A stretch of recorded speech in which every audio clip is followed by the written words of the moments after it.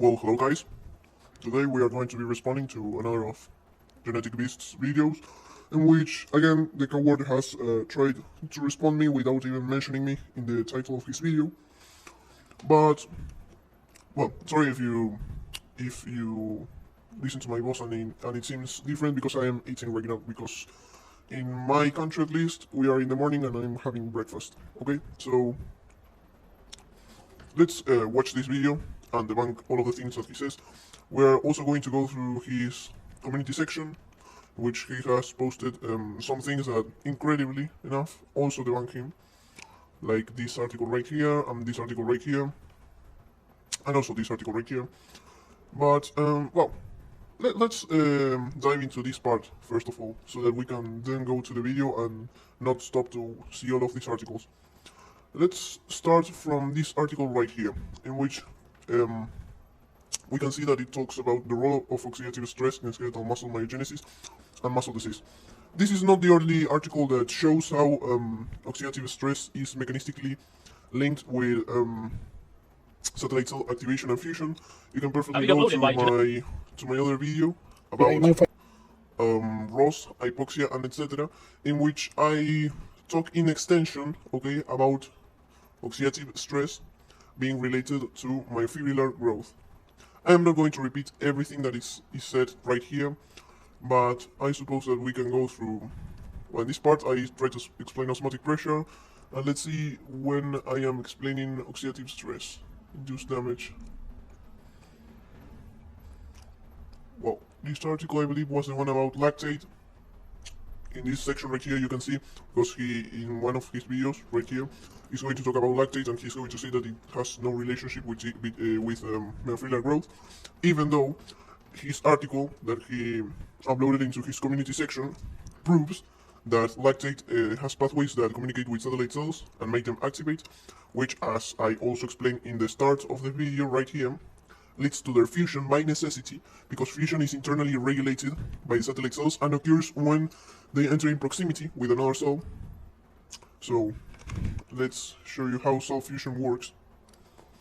This right here is cell fusion. We only need two cells in proximity. So if the satellite cells have been activated, and because of their activation they start moving around everywhere, and also they start proliferating because it is internally regulated, and it happens after a certain time has passed from the activation because of its internal regulation, obviously.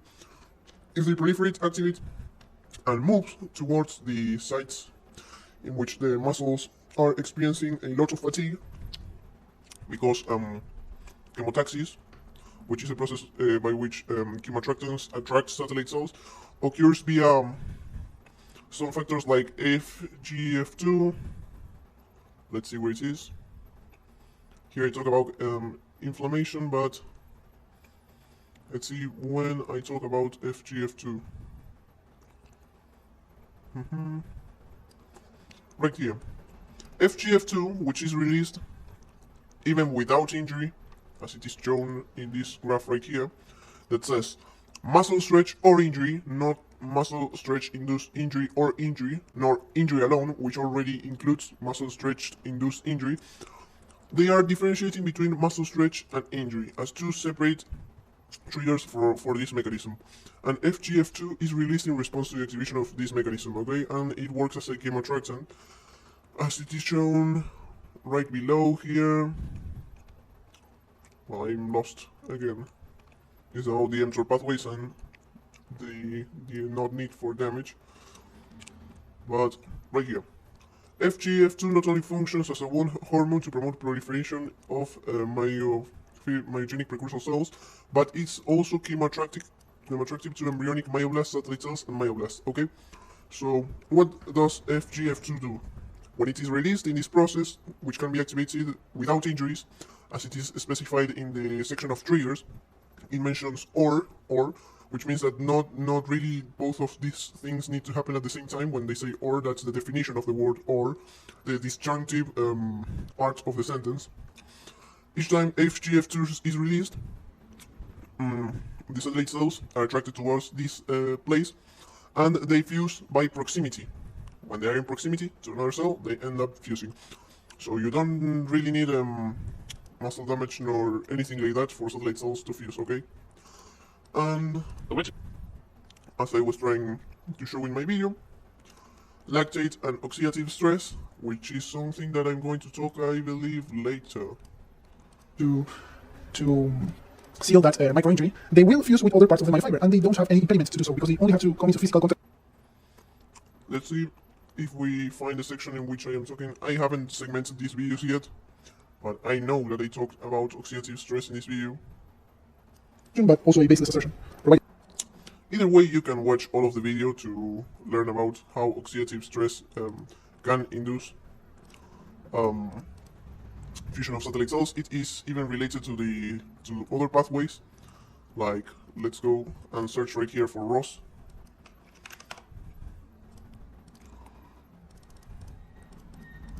Okay, right here.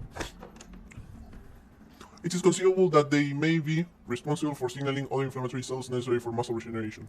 One such possibility involves reactive oxygen species, which can function as a key cellular signaling molecules in the response to exercise, okay? And neutrophils produce this ROS, this oxidative damage. And this oxidative damage, as it has been shown right here, have been shown to promote growth in both smooth muscle and cardiac muscle, which means in muscles that cannot suffer from sarcoplasmic hypertrophy, because smooth muscle cannot suffer from sarcoplasmic hypertrophy, because you cannot train smooth muscle, okay? So we know that ROS, therefore, potentiates myofibrillar growth, and it's a key signaling molecule in response to exercise. And also, transgenic mice with suppressed levels of selenoproteins, which work as antioxidants, display increased exercise-induced muscle growth, potentially indicating a ROS-mediated hypertrophic effect through redox-sensitive signaling pathways. So again, we are not talking about sarcoplasmic hypertrophy because we have signaling pathways that, if there are signaling pathways, activate other cells. Sarcoplasmic hypertrophy does not require other cells to be activated for it to occur. So we are strictly talking about satellite cells.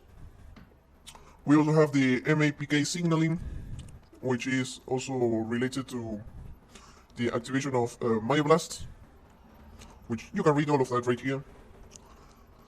And ROS inducing the activation of IGF-1 factor, which is the most important factor for myofibrillar growth. So we have a lot of mechanisms by which oxidative stress can produce myofibrillar growth via satellite cell activation, fusion, and expansion of the myonuclear domain size, okay? We also have talking about hypoxia right here in this other video, and about this video, and about satellite cell fusion via cell swelling in this video right here, I suppose also, or no. I believe that I showed that in my video about sarcoplasmic hypertrophy, in which I was reviewing the article about what he says is sarcoplasmic unicorn, and it basically shows that, let's see if we can watch it right here. Sarcoplasm expands before, each time your sarcoplasm expands. Well, either ways, we can go to the article right here, which shows that swelling is related to satellite cell fusion. Cell swelling triggers fusion of satellite cell nucleus. There you go. Another proof that you are wrong. And well, this article's name basically is the role of oxidative stress in skeletal muscle myogenesis and muscle disease, which is really funny because he says that oxidative stress has nothing to do with myogenesis, which is the process by which you generate myofibrillar proteins and you make them fuse with your muscles. Well, to this I responded, so oxidative stress plays a role in myogenesis, which is the process of generating myofibers. Now, can you not contradict yourself for 1 second at least? One thing that is really important I want you guys to take out from this video is that I believe that we can make a universal rule for genetic beasts' behavior. There exists no citation from him that does not at least debunk one of his conclusions or debunk one of his previous conclusions about hypertrophy. It is always the case that this happens. If you find any kind of article that does not lead us to this conclusion, please let me know, because I have never seen that happening at any point in time. So he says, it ages you, how's that regenerative? And well, he says clown because he cannot respond normally to my argument, so he has to insult because he doesn't know anything else to do. And It's easy, because aging only occurs with constant oxidative stress. And what we receive with exercise is acute induced damage by ROS. Acute, which means that it only happens in one bout. It doesn't keep happening throughout all of the day, so it doesn't make any sense. We're going to review this in a few seconds, but let me just debunk what he says. And then I ask him about myogenesis, and he says, yeah, how are you gonna build more proteins out of thin air? Which is really dumb, because I could also say, where are those proteins going to go if you don't have any stimuli? I am obviously not saying that it is enough to grow, because you still need to feed yourself and have enough protein for that to be repaired, which is a question we tackled in another video, in which I talked about the amount of protein that you need. Either ways, you can go right here, and I talk about the amount of protein that you need, even if you're advanced or even if you're a novice. And I believe that I tackled that in another one of my videos. I'm not going to repeat myself. I don't want to do the same thing that this autistic retard does, which is saying the exact same thing in every single video. So you can go and watch my videos, which I am going to segment later for you to be able to go through the parts that you mostly care about in an easier manner. Yeah, I am not saying that it alone causes growth. You still require proteins to grow. But if you don't have this stimuli, you're not going to grow. And at no point I am saying that this is enough to grow, because I am only saying that it is related to myogenesis, which is the process by which you generate myofibrillar proteins and grow your muscles. I am not saying that it's a sufficient cause for that. So he's strawmanning me, which is obvious. And then he cannot say anything else. He says that I am a moron, and he says that I am blaha, which is quite funny because he thinks that anyone who disagrees with him is blaha, because he's obsessed with blaha. And another article that he mentioned is this one right here. Muscle damage and inflammation after eccentric exercise. Can the repeated bout effect be removed? Something which is really funny about this article is the citation that I took from this article right here, which you can see if you want. Let's go and search for this.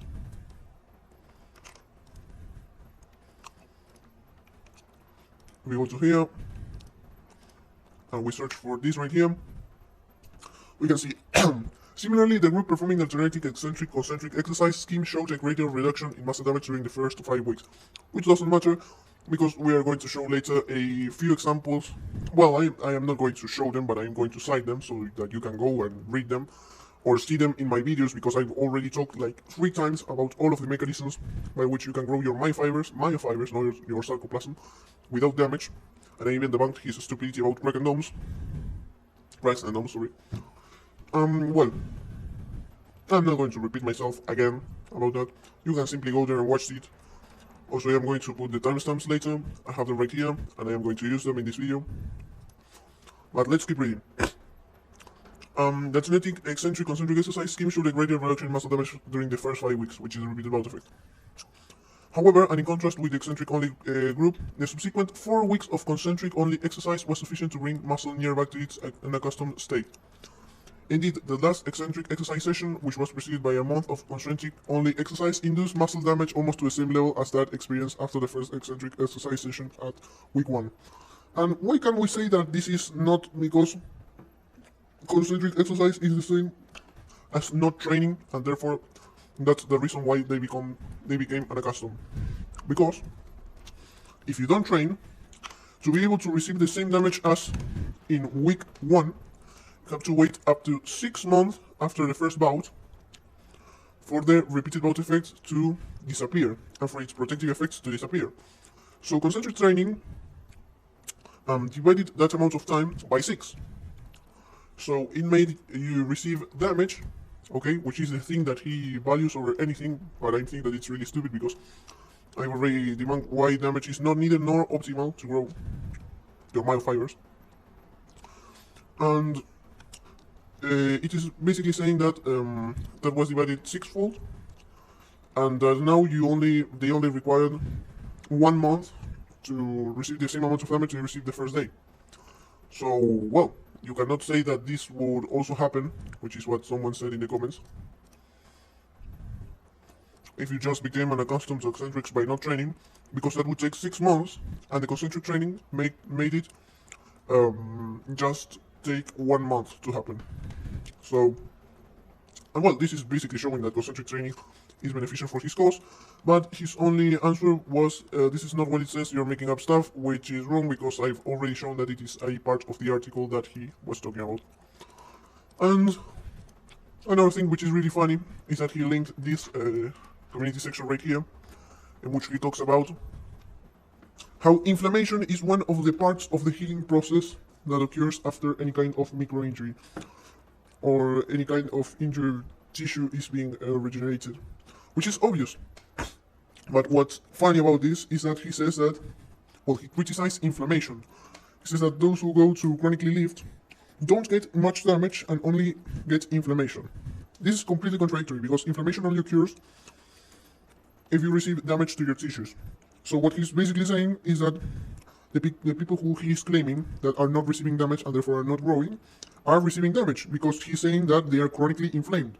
So he's contradicting himself once again, and he criticizes inflammation a lot, even though he requires it for his lifting to even start working, okay? Because since he values damage that much, he should therefore value inflammation that much also, because it will always happen every time you damage yourself, as it is needed for regeneration to occur. Inflammation is just the process by which a certain part which has been injured receives extra blood flow from your body because of a certain type of hormones called histamines, okay, which made it so that this zone starts swelling, and after that the immune system starts acting to get rid of the tissue that has entered in necrosis, and after that it is completely repaired. You can watch all of that in my previous videos, and I also have some parts that show that inflammation occurs following muscle acute injury, like it says right here, and that inflammation is closely related to growth, as it is said right here, signaling via inflammatory cells. So the thing that I'm trying to say right here is that he is contradicting himself, because he constantly criticizes inflammation, even though it is the first thing that he should care about if he's only caring about receiving damage and growing by receiving damage, because inflammation is always going to happen each time you damage yourself. So in any case, the person who would be chronically inflamed would be you, because you are the one who is trying to chronically damage its own muscles. So you are the one who is going to be chronically inflamed. But well, after watching all of this, which is just saying that microinjuries generate muscle growth, and does not prove at any point that only microinjuries generate muscle growth, which is the conclusion that he's taking from this, which is a non sequitur. So we have already debunked all of his community section right here, and let's watch the video. On a Jason Bloodhog Broski, that's right. All right. Let's see what the gym lifting slave has to say today. Oh, hold on a second. Let's see what this is about first. Influencers overcomplicate muscle growth. Okay, so influencers. Okay, Jason Blood says influencers overcomplicate muscle growth. That's what he's doing. Isn't that what he's doing in this channel? He's giving out misinformation to complicate muscle growth. Sorry, isn't he describing his own self? Because it's literally what he does. All of his channel is based upon misinformation. Not any article that we have reviewed up to this point has proven what he says. Something that is very funny that I want to prove you is that if we go to the article that he constantly cites about the 6 weeks of training, and we go to a certain section which he hasn't read because completely debunks him, and also this is a confirmation of the rule that I established before. Each article will have something that will contradict his conclusion or a previous conclusion of his own. Let's search for the word glycogen, right? So, if we go to the conclusion, in which they tested these groups in week 3 and week 6, which is something that I've already debunked in my other videos, this article, because it doesn't serve any purpose when it comes to talking about the amount of growth that people who train more than once a week will receive. As it is shown in this citation right here, I believe, 6 weeks of high volume training and sarcoplasmic gains debunked. In my first video, 52 to 56. It has a lot of problems, that article. First of all, because of its methodology. Who the fuck does 32 sets of deadlifts? Who do you think that this article even represents? It doesn't represent anyone. of those that you are criticizing, because no one does that amount of sets. So you cannot claim from this article that they are getting sarcoplasmic growth, since it talks about completely different people in completely different circumstances. But even so, let's keep reading what it says right here. So, we're talking about the group that was training with this high volume modality in the results section, okay? There were no significant changes in biopsy glycogen concentrations, fluid content, or sarcoplasmic protein concentrations. So, high volume training didn't increase at all the amount of glycogen nor fluid concentrations inside of the muscles. You know what that means? It basically means that your complete paradigm falls apart, because they train in a high volume manner and their glycogen concentrations didn't increase at all. No significant changes in glycogen concentrations nor fluid content. And this is your own article. This is the one that you constantly cite in your videos. So at least I would really be ashamed of myself if this were to happen to me, because it literally is impossible for a person to debunk themselves with every article that they cite. You have to be really unlucky or really stupid, which I think we're having a case of the second one, but let's keep watching this video. So he could recruit you as a lifting gym slave. Yeah. Again, he's talking about himself, because he is the one trying to recruit people, but by constantly criticizing others with a complete misinformation about the articles he doesn't even read.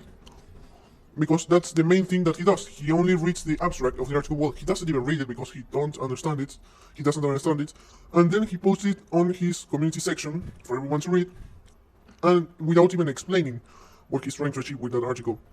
And in consequence to that, people like me end up popping up in the comment section questioning about why he posted these things right here. And when you question him, his only reply is, "That's not what it says, you're making up stuff, is this blah." Really good reply, as we can see right here. Let's keep watching this. Today I'll tell you a little bit about something that really needs to be said. And I'll be the first one. I like to discuss the science. And what's that, Jason? I like to discuss things like movement patterns, range of motion, linking positions. But what we have to remember at the end of the day, a lot of influencers will massively overcomplicate this for the average lifter. Okay, a lot of these topics, when we're talking about this, we're oftentimes talking into those deep muscle fibers, that last few percent for really advanced lifters, right? Really advanced lifters. The last deep muscle fibers for advanced lifters? What is he going on about? People got 5+ years of really consistent, continual arm training. Okay, that's 5+ years of consistent arm training. Well, why do you need to keep training your arms? I know, because you didn't grow any myofibrillar, so you don't have any natural strength. So you have to keep training. What does it even have to do with what he said? You are completely supposing the case that he's talking about. And also, someone that trains for 5 years their arms can only be not growing if they are missing the amount of volume, if they are erring on that matter, or if they are not eating enough protein. You are completely misinterpreting what he says in order to benefit your own paradigm. Let's keep watching what he's going to say. It so we can what? Be good at doing those lifts. Chemical strength. Yeah. Chemical strength does not exist. I've already debunked that in my last video. As you can see that we are going to, in this video right here, debunk chemical strength. You can watch all of it and debunk it. And also, if we go to the community section and you go to my deleted comments and you go to lifting skill,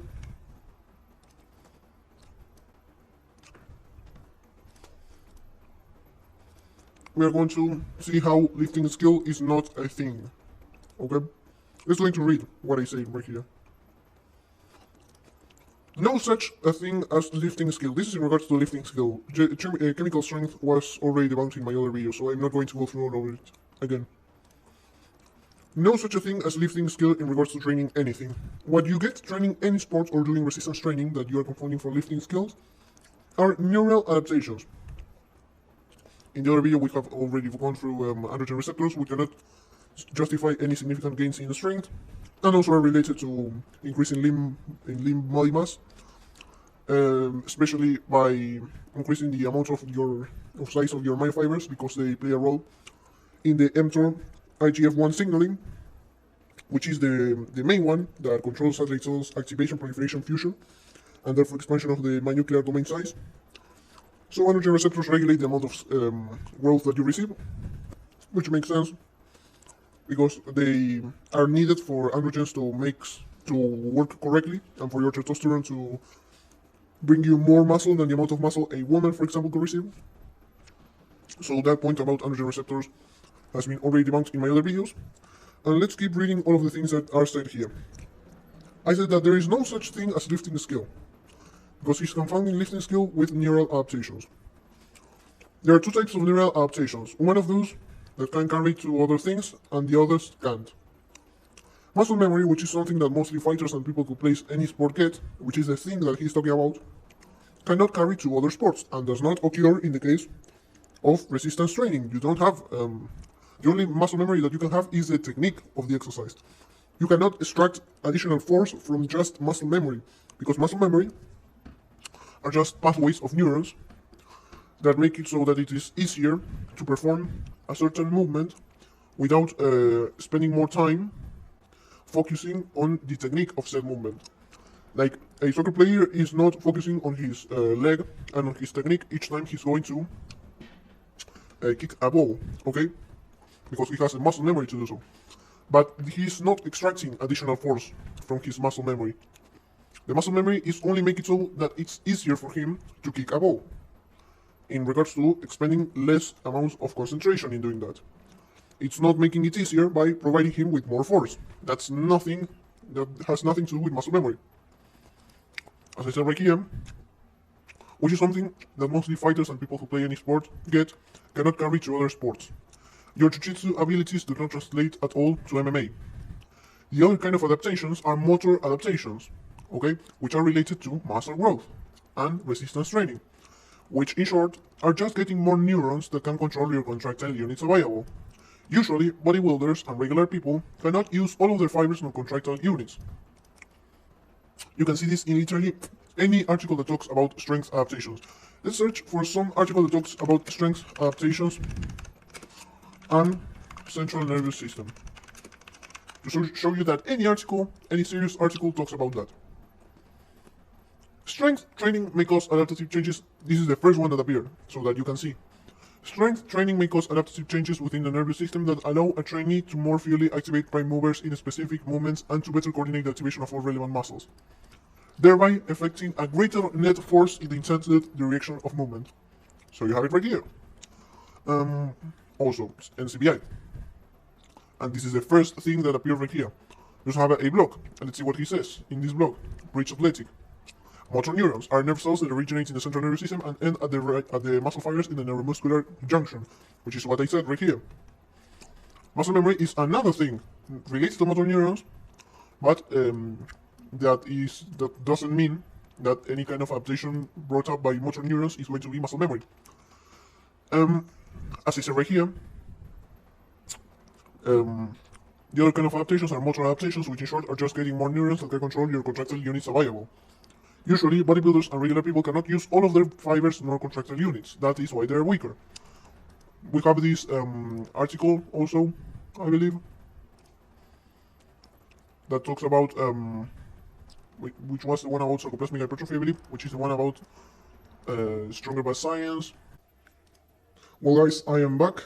I had to go to do something. Well, we were right in this part of the video, and I was talking about strength and that its main mechanism of occurring is are neuromuscular adaptations to strength training. Let's go through all of them so that you can understand why androgen receptors are not the main mechanism by which you gain strength. And either ways, androgen receptors work. If we go to this article right here that explains how androgen receptors work, which we can search it really easy by just going into here, editing, and searching for androgen receptors. If we go into this article right here, and we go into the full text, we're going to have a explanation about how androgen receptors work, which is basically by stimulating skeletal muscle contraction. So you need them for your muscles to contract. It's not something like chemical strength, because it is needed for your muscles to work in the first place. So it's not something optional that you can just not use while you contract your muscles or while you're trying to exert any kind of force. Skeletal muscle contraction is achieved by concerted action of sarcomeric proteins, okay? During a resting state, a troponin complex consisting of troponin C, and troponin 1. This is a very in-depth analysis of how a muscular contraction works. But, well, it inhibits the myosin heavy chain, ATPase activity, and after inhibiting this heavy chain of myosin, which is the molecule that you need for your muscles to contract, and the molecule that forms one part of your myofibers. It's a myofibril, because each myofiber is composed of two myofibrils, one of actin and one of myosin. A motor neuron firing stimulates myofibrillar calcium release from sarcoplasmic reticulum, because calcium is stored in the sarcoplasmic reticulum. So, well, also that's something very important because you need it for your muscles to contract. So if you are deficient in calcium, you are going to have serious strength issues. And in all of this complex, we can see that skeletal muscle strength is regulated by the amount of functional status of sarcomeric proteins. Dozens of studies about androgen action on skeletal muscle have been reported. Global androgen receptor deficient male mice exhibited low muscle mass and low muscle contraction force in hind limb muscles, which indicated that androgen receptors is essential for muscle mass and strength in male mice. So if you don't have much androgen receptors, you are going to have a low muscle mass and low muscle contraction force, because androgen receptors, as shown by this study, are needed for your muscles to contract. Well, they play a role in that phase of contraction of the muscles. So androgen receptors are not something like chemical strength, but something that you need for your muscles to contract, okay? As it is shown in this part right here. And, well, you can see that many mice right here, in which the gene that regulates androgen receptors, because it's mainly regulated by genes, was knocked out. They received significant decreases in strength and muscle mass. And going back to the article that I was talking about, which explained how chemical adaptations are not the main mechanism, well, chemical adaptations is a fictional term created by him that doesn't mean anything really, because muscle strength is achieved by chemical action of chemical compounds like myosin, actin, calcium, ATP, and etc. So it's basically your normal muscle strength is also chemical strength. So something like chemical strength does not exist, because every kind of strength that we have is chemical strength by definition. Going back to what I was talking about, I wanted to show you how the main mechanism by which you gain strength is by neuromuscular adaptations in the central nervous system. So, neural adaptations to extend, this is an article that I will put in my talks later, but I'm going to try to make a summary of it right now, so that he understands that something such as lifting skill by just muscle memory alone does not play a role in the amount of force, total force, that you can exert using your muscles, okay, in a certain lift. Because muscle memory only lets you coordinate better your muscles, but it doesn't make you extract more force from them. So, neural adaptations to strength training involve disinhibition of inhibitory mechanisms as well as intra and intermuscular coordination improvements. These intermuscular coordination improvements are just a form of adaptation. At no point it is saying that this adaptation must increase the strength of the individual. It is just saying that they are neural adaptations to strength training. Intermuscular coordination improvements does not develop greater strength, but develops a greater technique, and one that it's easier to do, okay? So, this inhibition affects the following mechanisms. Golgi tendon organs, sensory receptors, located near the myotendinous junction, that releases a reflex inhibition of the muscle they supply when it undergoes excessive tension. So your muscles, this is something that many people knows, have a mechanism of inhibition so that they don't exert a ridiculous amount of force and completely destroy themselves and the bones that they are attached to. So when you strength train, you disable this mechanism of protection, because your bones are getting stronger by Wolff's law, which basically states that a bone that consistently experiences tension, like that you experience when you train, because of the tendon that is attached to it, will break and go and develop back itself stronger. So basically, the ones who strength train are able to use their muscles at a greater capacity because they don't need this inhibition mechanism anymore, because their bones are stronger. Basically, that's the reason why. So yeah, someone who trains strength, who trains powerlifting, is stronger than you, and it's able to use his muscles in a greater capacity than you. So he's able to achieve a greater percentage of use of his muscles, which means that your muscles, in comparison to this person that we are talking about, a powerlifter, a fictional powerlifting, his muscles are going to be more useful than yours, and in comparison you will be useless in comparison to him, obviously, and weak.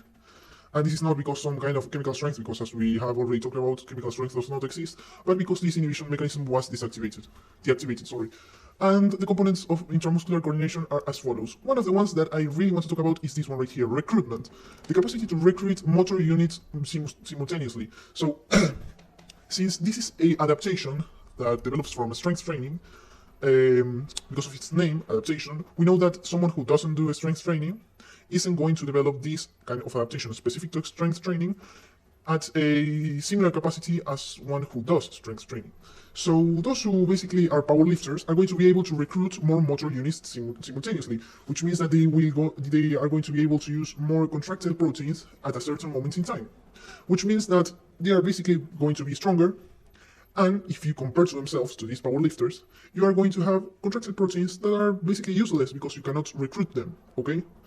So if you compare yourself to a powerlifter, you are weak, okay? And your muscles are useless in comparison to him, because you have contractile proteins that you, A, cannot use, or B, cannot use to their greatest capacity.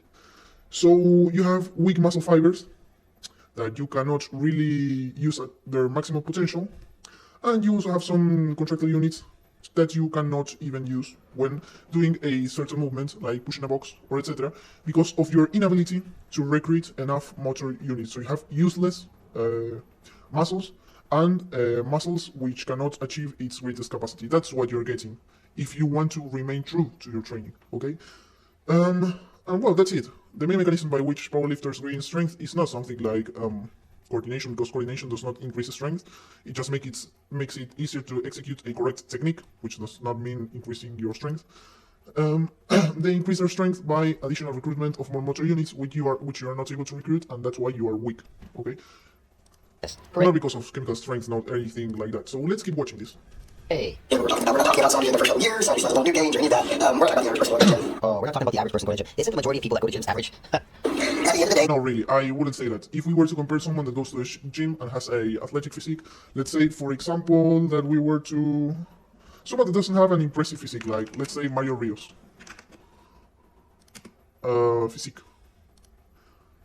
His physique is not that great, as you can see. He doesn't have a great physique, like in comparison to someone like Ronnie Coleman, as we can see right here, which has an absurd physique, which we have been talking about in the latest videos, that cannot be justified by expansion of the sarcoplasm. And also we have seen in this video how sarcoplasmic hypertrophy does not involve additional glycogen concentration inside of your muscles, nor additional fluid content inside of your muscles, as your study, the study that you brought up, shows. So if we compare the both, we can see that there's a massive difference, right? But that doesn't make him average. Let's see how an average physique looks like. So let's go to a normal video in a beach. So, or let's search for average guy physique in beaches, for example. This is not average at all. Something like this would be average, okay? Something like this. As a matter of fact, I would say that even the guys that you can find at the beach, if you can show me a picture of a beach in which you can find people like this, I would really appreciate that, because that's nearly impossible. So the majority of guys in the beaches look like this. So physiques like this one, of the one that had Tanner Shocker, are not really average, okay? Because you are comparing these physiques to something that it's really not average. This is not average. This is 0.0001% of the population. Most of the population, I would say, looks like this, or even, I would say, fatter and with a worse physique, I would say. These are not average physiques. These are all people who train, obviously. An average guy physique will be something like this. This is the average man's body. You have an article in Atlantic, which I searched for it before, that explains very well the different types of physiques that many people have. If you are in United States, this wouldn't be the average. The average would be something considerably fatter than this. But if you compare this to this, there's no point in comparison. Mario is considerably better than what you're watching right here. So you cannot really say that he's average, considering the amount of difference that you have in this comparison, right? And also, I would really like you to provide any proof that many people that go to the gym has an average physique, because you just say things that you later don't even prove, okay? You just claim things and you later forget to prove them, or to provide any kind of evidence that supports that. So I would really like you to provide any kind of evidence for your claims, okay? A lot of these are things that you don't need to worry about. Things like trying to squeeze a muscle or hit this perfect angle. I think I see people, one of the biggest things I can see are people trying to control eccentric so much they lose range of motion. Yeah. I gotta tell you the truth, man. I don't really give a shit about range of motion. I don't care about range of motion. I don't care, But you do care about eccentrics. So if you care about eccentrics, then you should care about doing the full range of the eccentric. Because if you just do partial eccentrics, you are not going to have your muscle in a stretch condition, or position, I would say, during the greatest time potential that you could be having your muscle in if you were to do the full range of motion. So you're complaining about something that you preach, because you preach about eccentrics, so you should do the full ROM of the eccentrics, because you preach a lot of things about eccentrics, saying that they are the best. I think that eccentrics are very important, but not nearly as much as you. And you basically say that you should do the eccentrics, slow down, as to regress, but then you forget the most important part about any phase of training: do the full range of motion. Because if you don't do the full range of motion, you're not going to damage, or well, not damage is your objective, right? Damage is not the best mechanism to grow, but okay, let's say that you want to receive damage. You're not going to damage them at their full potential if you just do partial the range of the eccentric, okay? So that's another contradiction. I mean, you always contradict yourself. That's something not very relevant, but let's keep watching. How I look like in the gym when I'm lifting. I don't care about anything. Nobody says anything to me. Sometimes my exercises, the movements may look strange to them because Yes, no one says anything to you because they immediately get cringed over your form probably, and well, they just decide not to watch you, just to not torture themselves any further. Okay, I'm back. Let's keep watching this so that we can keep debunking what he says. on the lat pull down, like sometimes I'll just have my lats try to pull it backward, like pull it down. I'm not using my arms; they're just extended. I'm not using my elbows to pull it down with my lats. You cannot use your elbows to pull something down because your elbows are not muscles. Are you dumb? All kinds of different movements. They don't look to them. They may not look appropriate. The problem is they don't know what they're doing. I'm very Yes, everyone is wrong except for me. That's a very good mentality, especially for someone as ignorant as you, right? Someone that has to convince themselves that they are right, despite the amount of critiques that they have received. Well, that's very funny. And also, as I said before, many people probably don't want to correct you because they just cannot stand looking at your technique alone for nearly even 3 seconds. That's almost like torture, I believe. Watching you do any set during 3 seconds will be like immediately killing your own brain cells. So. very particular as to what I'm trying to work in that motion. I want to show you a video. Kinetic beast doing squats. Look this. Working? How about that? 405, 405. There you go. Can you please explain me what the fuck I have just watched? Are you really the one to be saying that the others don't know really how to train while doing this shit right here? What I'm trying to hit and how much damage I'm trying to get in that muscle fiber so I can get it. Now you don't really know what you're hitting, considering that you thought that the elbow was a muscle, and also you don't even know how the eccentrics or the concentric phase work, considering that both of them stimulate sarcomeric mechanosensor, which we have already talked about in my video about mechanical tension and the one before this. I won't go over it again, but basically both of the phases stimulate sarcomeric mechanosensors, which are sensors inside of your muscles that only sense tension, and only that alone. They don't sense damage at all. They just sense when the cell stretches. So even so, we could say that damage is counterproductive to this task, because it would directly break the cell in which they are situated, so they would lose function and they wouldn't work. But either ways, sarcomeric mechanosensors are activated during concentric and eccentric phases. We have also shown you that concentric phases can generate damage, as we can see right here, from Schoenfeld-Brad. He evaluated Alciel the response of 6 strength train men to perform of 8 sets of 8 repetitions, a load equivalent to 80% of their concentric 1 repetition maximum. Training was carried out unilaterally, so that one arm performed only concentric actions while the other arm performed only eccentric actions. Muscle biopsy obtained 21 hours post-exercise revealed a significantly greater fiber disruption in the eccentrically trained arm compared with the concentrically trained arm. They aren't saying that the concentrically trained arm didn't receive damage. They're just saying that in comparison to the eccentrically trained one, the eccentrically trained one received a lot more. So they are basically claiming that concentrics generate damage, okay? And as we have shown before, and in my first video, I believe during the first interval, you can watch it later, from 7:44 to 36:48, I spent all of that time debunking the things that he said about damage, and I debunked the fact that damage is needed for myofibrillar growth especially, so, and that it's the main mechanism by which it happens. We also have the video about house of hypertrophy, which I have it right here. Let's see. This one right here, I believe. Yes, myofibrillar hypertrophy was the one I was talking about. Majority of these long-term We can see that when he's talking about myofibrillar hypertrophy research, most of the studies that maximize myofibrillar protein accretion and that show that myofibrillar protein accretion can occur independently of the amount of times that you train per week, and that it is maximized training more than once per week like you do. We can see in these studies that most of them have a frequency greater than 2 times per week, and they have a moderate amount of sets, like 18, 12, 8, and relative space taken up by myofibrillar proteins remain the same, relative space taken up by actin remain the same, relative space taken up by myofibrillar proteins remain the same, and relative space taken up by myofibrillar proteins remain the same. This means, basically, because we're not talking about myofibrillar packing, if we're talking about myofibrillar packing, the space taken up by actin and all of that would be better. There will be a greater concentration of these two proteins. When we look at this, and we see that the volume increase was 7.5% and the relative concentration of the proteins inside of it remained the same, we can say that nothing like the sarcoplasm or the myosin or the actin had a growth greater than its other counterparts. Everything grew up at the same rate, okay? So that's basically what myofibrillar hypertrophy means, because it basically talks about everything growing at the exact same rate. Sarcoplasmic hypertrophy happens when the sarcoplasm expands more than the actin and myosin. And in these findings, there wasn't any sarcoplasmic hypertrophy because the relative space taken up by myofibrillar proteins remained the same.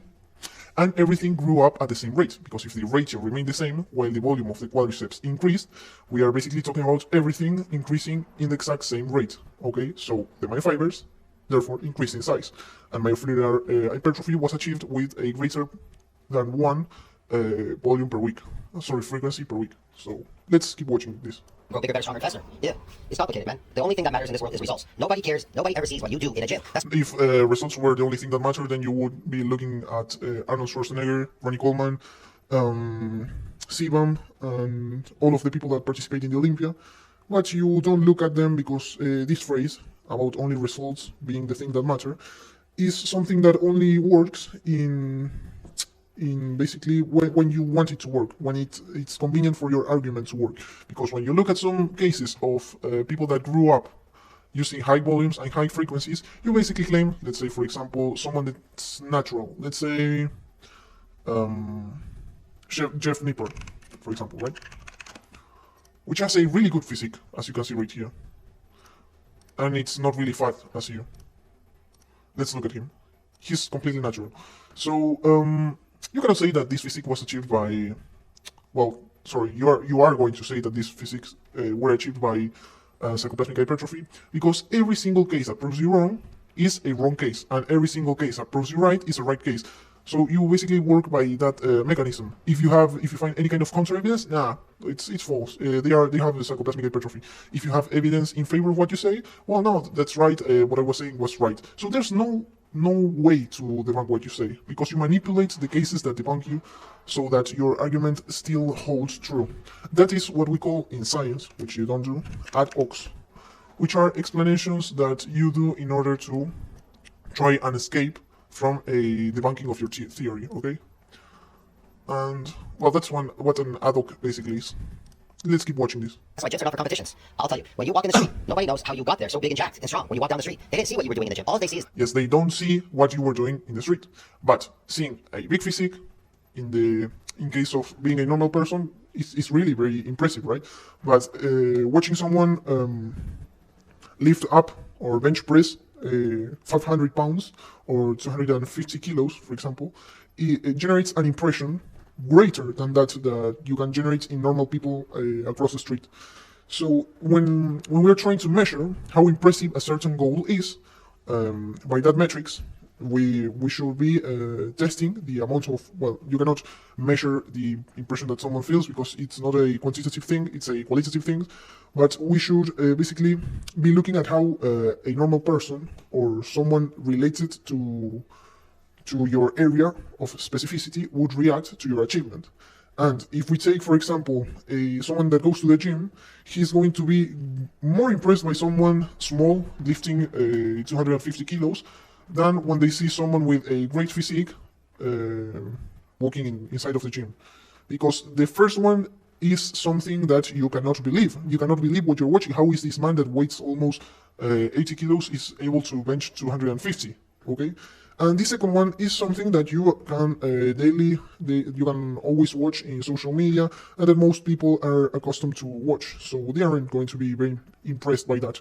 Or we talk about normal people, obviously they are going to be impressed, but it basically this comparison is based around the population that you want to take as a sample, okay? So you are not being very honest with what you're doing, because you're taking the population that is going to be more impressed about your physique, instead of comparing every case of every kind of population and see their different reactions.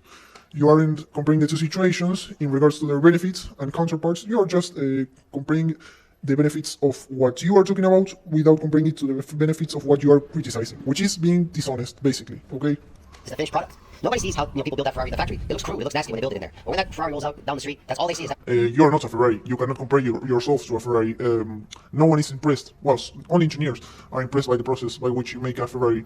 But people who go to the gym and watch you lift a lot of weight, being not that big, are considerably impressed more than by watching someone big and strong getting into the gym and lifting something big and that weighs a lot. So the first situation has a greater shock factor, and therefore you could see why it generates a greater impression in those that are around you in your area of specificity, right? You are just taking one area of the population, which are those who don't even train, and because you have taken that area of the population that benefits the argument that you're talking about, you obviously are going to end up convincing those that watch your videos and listen to what you say, because you're being dishonest. So you're basically lying to others and convincing them that way. That Ferrari, they didn't see the process it went through. You understand me? It went through a cooling process. I think that's the problem. I'm saying this is someone who's, again, almost 50 years old, over 2.5 decades in the Iron, they had to rebuild after spending a year in bed sick, all sorts of stuff. Coaches. He always talks about this. He was in bed for a year sick or something, had to rebuild. What's a year? Nothing. Man, when COVID came around, I took 3 years off. What the fuck? And even when I reached 3 years? What are you even talking about? COVID only lasted for 2 years. 3 years, I think that you were just locked inside your house for an entire year, and you just decided to say that it was COVID, the thing that put you inside of it. But you're saying something that doesn't make any sense. reached my goal when I built my body back in, like, what was it, the end of the 90s?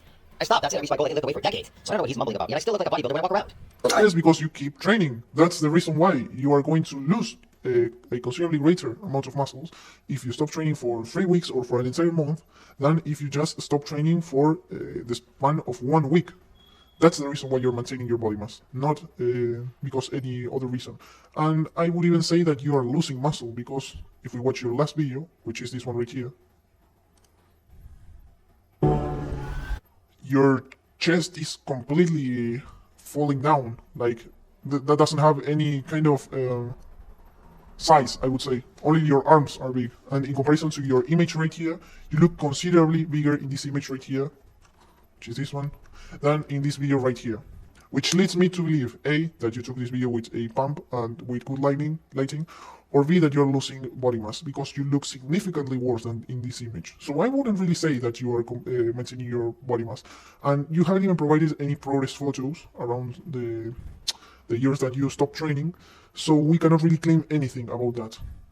And you cannot even claim that because you haven't provided any evidence. You haven't put anything on the table, right?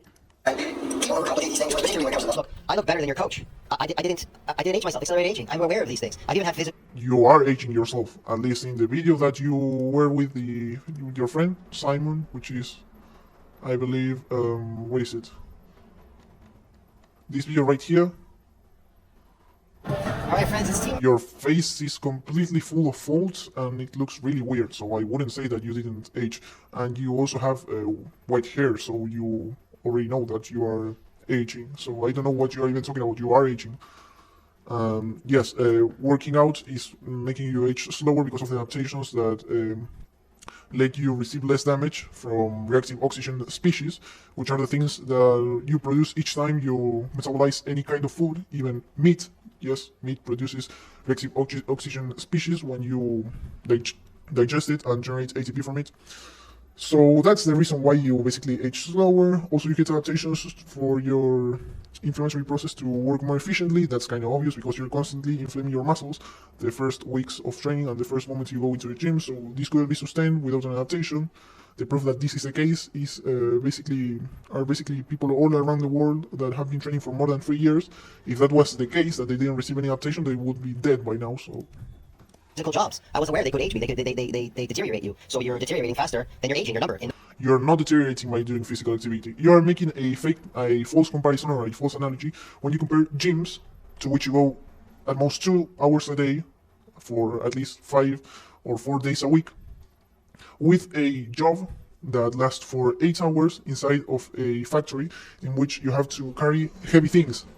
It is not the same to do physical activity for 8 hours than to do it for 2 hours a day. Your comparison doesn't make any sense at all. Numbers, you're aging. Yep. It would be like comparing a coin falling to your roof with a meteorite falling to your roof. Doesn't make any sense. The scale of these two things is considerably different. Hey, you're deteriorating faster than you're aging a number. I'm not joking, man. Really good muscle growth question. Sorry, did he say that do you deteriorate faster? Well, that doesn't make any sense. He's basically contradicting his knowledge about the repeated growth effect that way, because if that were to be the case, if you were to deteriorate faster, then the repeated growth effect wouldn't exist, because that's what makes you deteriorate less by decreasing the amount of damage that you receive from any source. And what's very funny is that he says that people like Blaha are constantly exhausting their satellite cell pool, which doesn't make any sense, because in that case he will be activating his satellite cells a lot, and he says that satellite cells can only activate and fuse when you receive damage. So he's basically saying that he is not damaging his muscles because he's lazy, and at the same time he's saying that he is overly damaging his muscles. He can resist the minimal level of analysis that we can achieve in any video because he's very lame. That's the main reason why we can find all of these contradictory things in his videos. You need to be asking are you working the muscles to a reasonable range of motion? He's not. He's adapted. Your coach. Listen to me really carefully.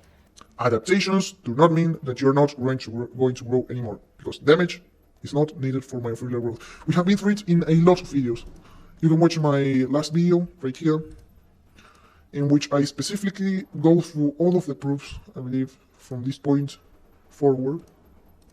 If what we talked about in this video right here. Right here. Let's see at which point I start going through all of the evidence that damage is not needed to grow. I believe right here. And this is common sense. The amount of factor which regulates the activation, differentiation, and proliferation of satellite cells is the same. Well, from this point forward, you can see all of the evidence that damage is not needed to grow, okay? Your coach is a chronic lifter, and there's no more adaptations because it's an adaptation. There's no more adaptations, but you said literally 10 seconds ago. Coach, listen to me really carefully. Are you working the muscles to a reasonable range of motion? He's not. He's adapted. Your coach. He's adapted. But then he says that he's not getting any more adaptation now. This is unbelievable. I really cannot believe that someone is this dumb. Listen to me really carefully. Your coach is a chronic lifter, and there's no more adaptations because it's an adaptation process. There's no more adaptations because it is an adaptation process. So he's getting adaptations, or he's either not getting adaptations. Please make yourself clear, because you are contradicting yourself again. It's a repeated effect when it kicks in. It's a protective effect against muscle from being damaged. Yes, which makes your muscles stronger, your fibers stronger, more resistant to damage. You want to remain with weak muscle fibers. And either way, your training does not accomplish what you think it does, because you have to train 6 months for the repeated growth effect to wear out, as we have shown before, or 8 to 12 weeks. So training once a week does not achieve that. Now people are gonna write me on my channel, I get some crazy people telling me like, there's more than one way to get hypertrophy. No, he's going to talk about me. He's going to sell Alciel, anything that doesn't even remotely come clear or close to my name, which is this one right here, Alciel. He's going to say anything that doesn't make any sense. But I never talk about hypertrophy in general, okay? I sometimes talk about sarcoplasmic hypertrophy, myofibrillar hypertrophy, and myofibrillar packing. Yes, but every time I am debunking you about muscle damage being the most important thing for your muscles to grow, I am strictly talking about myofibrillar growth. Then through muscle damage. I never said there wasn't. Hypertrophy just means something's getting bigger, dude. That Arciel guy, whatever, keeps writing it. Alciel. That maniac. Listen, dude, I said it before. There's more than one way to get hypertrophy. There's many ways. Well, I am not talking about hypertrophy. All of the methods that I listed right here to grow without damage are strictly talking about myofibrillar hypertrophy without damage. There's inflammation, inflammaging. There's which you need for your micro injuries to generate any kind of growth. So it's funny that you're criticizing it. lactic acid buildup. There's blood flow. Which you have shown in your latest community posts, and I have shown even in my videos right here, in the first part of my videos, right here. Let's see if I analyze the article about lactic acid. If not, probably I did it in the other video right here. yes, in this video, lactic acid was shown in your study that you published, okay, to play a role in satellite cell activation and fusion, as I have shown in this video. So it's basically related to myofibrillar hypertrophy, not any kind of hypertrophy. Restriction for sarcoplasmic hypertrophy. Blood flow restriction methods like the Katsu method generated satellite cell activation and growth by generating a hypoxic environment, which makes sense.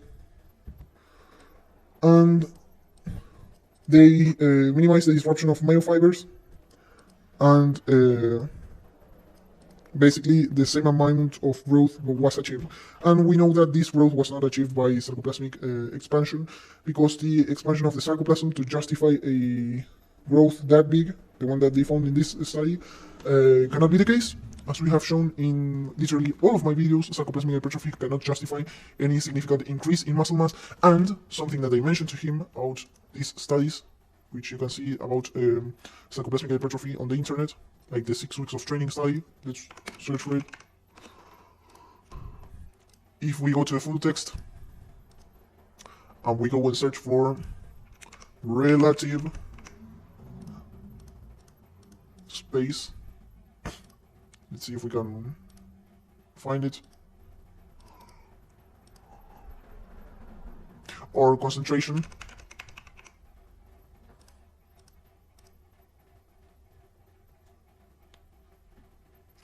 They are just talking about concentration of proteins inside of your muscles in every single study that tries to assess sarcoplasmic hypertrophy.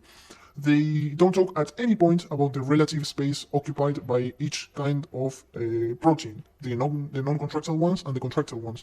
So the amount of concentration inside of the muscle that is present right now does not tell you the relative space occupied by each thing. I can say that the concentration that myosin and actin in this study has decreased, and that the concentration that sarcoplasmic proteins, because they talk about sarcoplasmic proteins only, as they specifically determined in this study, as we have seen before, that glycogen concentrations didn't vary at all, nor fluid content, so they are strictly talking about sarcoplasmic proteins concentration. In this study, basically, they only compare concentrations, and comparing concentrations doesn't tell you anything about the volume each thing occupies inside of the muscle. So if you tell me that this the increase in muscle mass in cross-sectional area was 38%, as it is shown right here with P equals 0.38. Well, not 38%, it would be 3.8. Well, that's not the FCSI then. So let's see how much the cross-sectional area increased in this study. So let's go to the conclusion directly. Well,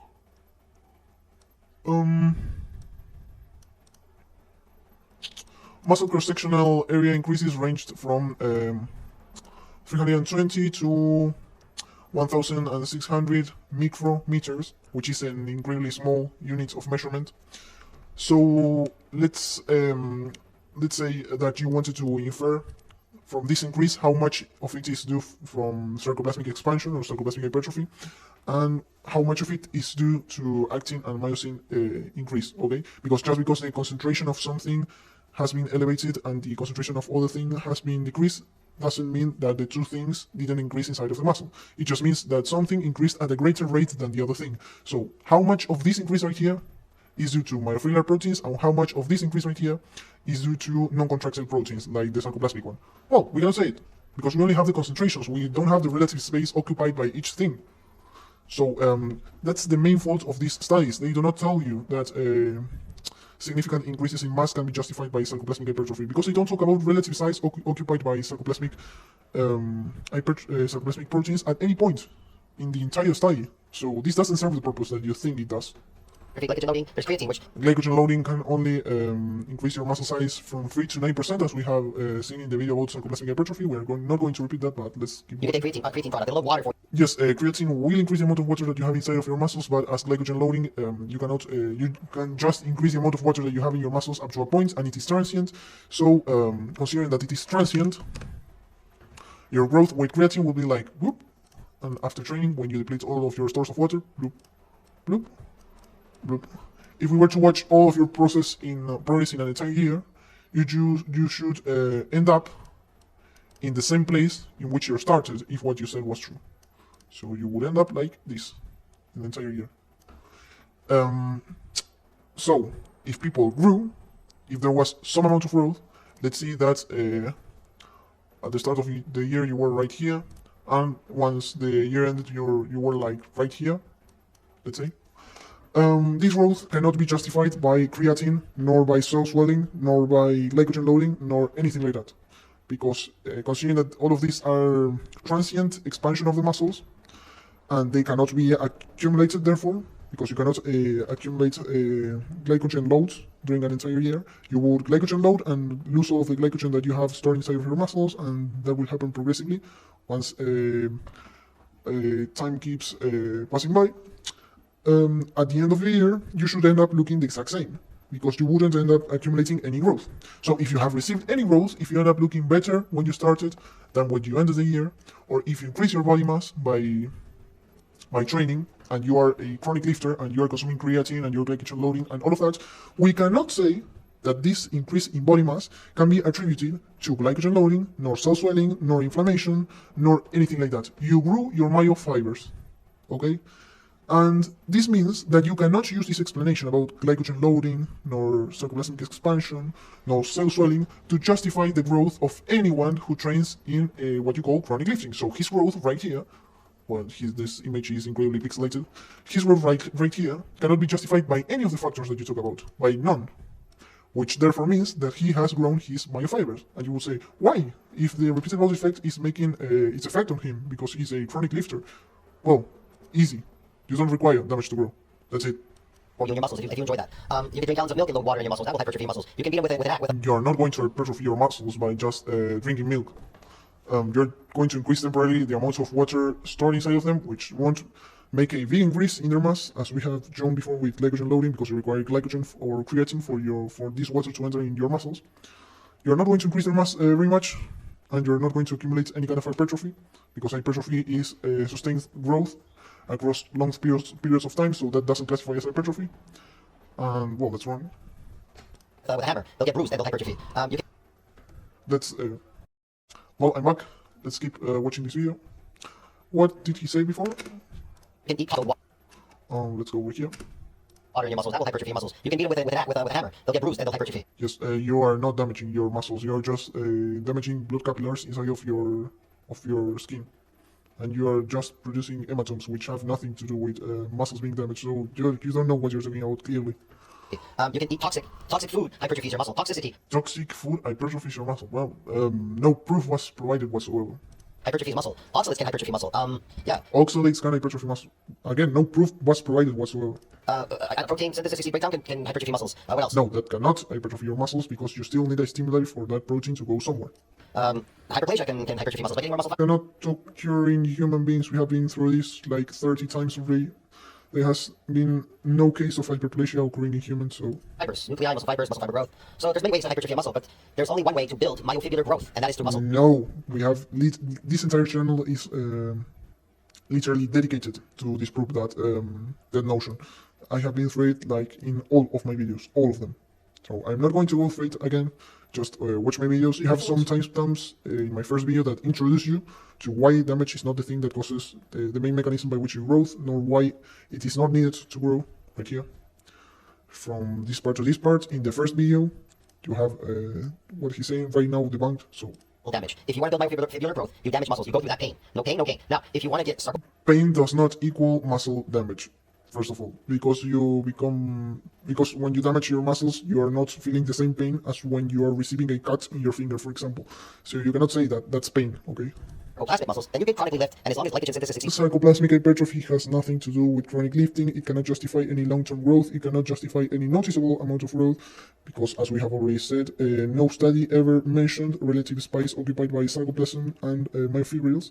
So we don't really know the amount of growth that they can justify. We just know that their concentration can increase in absurd amount of volumes that probably cause sarcoplasmic hypertrophy to occur, because the myofibers cannot grow that much because of the overtraining that you're experiencing. Seriously, who here, and tell me in the comments, who right here that is watching this video does 32 sets of deadlifts a week? and 32 sets of squats. Please tell me right here, because that study does not represent anyone. And he's going to say some stupidity about glycogen loading. Let's watch it. Pain. No pain, no gain. Now, if you want to get sarcoplasmic muscles, then you can chronically lift, and as long as glycogen synthesis exceeds that breakdown, you will... Glycogen synthesis exceeding the breakdown of glycogen. Well, you're not... he's conflating the terms breakdown and synthesis, because they are strictly related to the formation of structures, okay? And glycogen does not form any kind of structure inside of your body. It's just a source of energy. So you cannot use the same terms you use for proteins for glycogen, because one is, in the first case, you're talking about structural proteins, and in the second case, you're not talking about structural proteins, you're just talking about a source of energy. Doesn't make any sense. Load those phony muscles. You will create those phony glyco muscles that you all love out there, looking big and jacked and massive. Which you are not going to create, not only because you cannot sustain any kind of growth in the long term by just increasing the amount of glycogen you have in your muscles, and therefore cannot justify any kind of growth that you can see in someone in an entire year training chronically, like Jeff Napier, for example. You're gonna say that his muscles are glycogen loaded because that can only explain a 3 to 9% of the increase in body mass, and that's incredibly small. We have been through it in the last videos about sarcoplasmic hypertrophy. You can watch them. I believe in the second part. If you take as a point of reference the middle of the video, in the second part, we go through all of the reasons why glycogen loading cannot justify any significant growth, nor sarcoplasmic hypertrophy. And I've also been through it in this video why sarcoplasmic hypertrophy cannot justify any significant amount of growth. Not only because no study shows that, but well, you can also go to my first video, in which I have some timestamps. And from this part to this part, you have the sarcoplasmic growth debunk, because the relative space occupied by the sarcoplasm is incredibly small. So even if you get a big increase of the sarcoplasm, it will be small because you're increasing an already small percentage of occupied space. So it cannot justify any long-term growth. So that's it. Basically, no one is growing by glycogen. No one is growing by expansion of the sarcoplasm.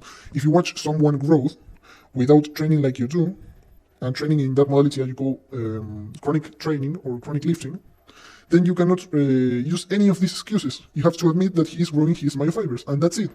Just admit that you're wrong. It's very easy. Oh, sorry. But you're not going to be strong. That's the difference, okay? It's not as... You are not going to be strong, even though people who train in that modality expose themselves, or well, their myofibers to greater stimuli, and therefore creates a greater stimuli for more motor neurons to generate, and for more motor units to be recruited each time they exert force. Really? Are you this dumb? And also they are growing more than you, which is another factor, because as we have already proven, damage doesn't play any role. What does play a role is mechanical tension, which is not damage. And I have already proven that in my video about mechanical tension, which is this one right here. If you go to my channel, you go right here, you can go to the video about mechanical tension, which is debunking basically what he says about mechanical tension being damaged. And well, that's it. You cannot justify any role by any of the things that he uses as an excuse for not admitting that he's wrong. And you cannot say that you are maximizing strength, because first of all, you cannot use the excuse chemical strength, as we have already debunked in this video and in my last video, in which I tackled specifically this one right here, chemical strength, where things such as chemical strength. You can watch this video. And let's see what else. Yes, he's not maximizing strength either, because he isn't, well, he wants to train mainly by just growing the amount of myofibers. Sorry, the amount of myofibers he cannot increase, because that will be hyperplasia, that cannot happen in humans. The size of the myofibers, he wants to increase them without getting the central nervous system adaptations needed to use that additional size. So really, you are not the one maximizing strength by the methods of training that you advocate. Yes, because by the methods of training that you are advocating right in this video and in all of your videos, you are just repeating nonsense. You are just not understanding how strength works at all. And also, by just training in the way you do, you are not maximizing strength, and you will always remain with useless muscles that cannot go to their full potential, because you haven't trained enough to do so, because you don't have the neural adaptations needed to do so, which can only occur when you train more than once per week. So you don't have any neural adaptations, and you have muscles for the creation that you cannot even use. So you are not maximizing strength, really. associated. It's not associated with strength. Okay, your coach, he never. What is not associated with strength? You're not gonna be strong. That's the difference. Okay, it's not associated. It's not associated with strength. Okay. Yes, strength appears out of nowhere. It doesn't need the ATP generated by sarcoplasmic proteins, obviously. It's a self-sustained process. You don't need ATP. Well, how dumb can you be to claim such a thing? Obviously, sarcoplasmic hypertrophy is going to increase the amount of energy that you have available for exerting force. You're just saying nonsense, complete nonsense again. I'm going to keep watching a little bit more of the video, and then after that, I'm going to make a second part because this is already like 1 hour long. So. Your coach, he never built any muscle. He reached his newbie gains decades ago, but he doesn't understand the process of what builds Well, muscle. this is not the process that the physique that someone would get by newbie gains. That's just delusional. It doesn't make any sense, and no evidence was provided whatsoever to show that this can be achieved just by newbie gains. Because he's a pussy. He doesn't like to go through the motions of repairing and remodeling, eating, Which you don't need to grow. and the damage Eating, yes, but the first two things you need. part, reduce force capacities, restriction. Damage you don't need. Reduce force capacity you can still achieve it by just tension alone without damage, because you have exhausted your muscles and your central nervous system. and all that, and a whole bunch of things, DOMS and all this kind of stuff. He doesn't like to go through the pain of building muscle, so DOMS is not related to the amount of damage that you get. That's tackled in the first video. But if you go to my citation number 7, also DOMS is not well correlated with muscle damage. It appears that DOMS is a poor indicator of eccentric exercise-induced muscle damage. You have the citation right here, the DOI. he just pretend build muscles. They pretend people. They take injections, powders, this, that, his whole stack, and then chronically lifting, inflaming his muscles, pretending again that they got big by You are the one chronically inflaming your muscles if you are just damaging them. chronically inflaming his muscles. Yes, that's what you do. Well, the video is already very long, so I believe that this is going to be the end of it. I'm going to make a second part later, but well, I just wanted to address all of these stupid things because many people are watching him and believing what he says, and they are going to try to apply what he says, and they are going to hit the wall after doing that. So I don't want that to happen. So subscribe, leave a like, and bye.